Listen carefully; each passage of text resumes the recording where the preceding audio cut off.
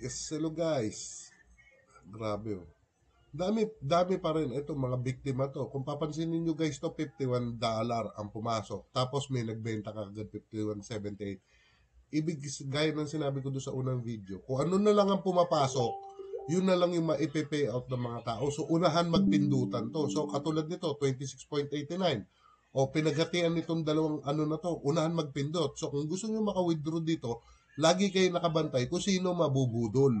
Katulad dito guys, so 30.90 nabudo. Nakapagbenta yung isang member. So kawawa itong mga to. Ang lalaki pa nito ay 30. 21.42, isipin mo, ayan, 21.42.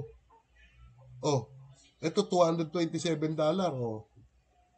$228, $227 na benta. Tapos sinimot nitong isa. Kung nakikita nyo ba guys, hindi nyo ba yung point ko? Katulad nito, 181 pumasok. $181, that's a lot of money.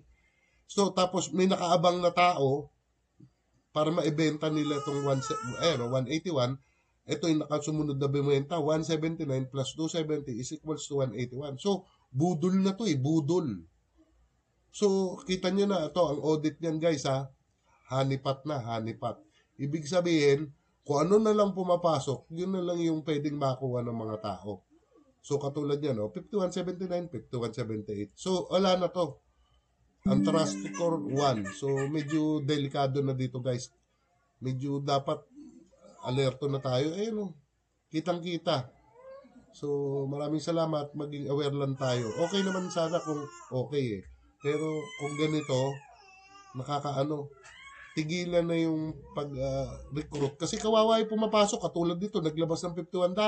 Oh. Di ba? Sinimot nung isa. Oh.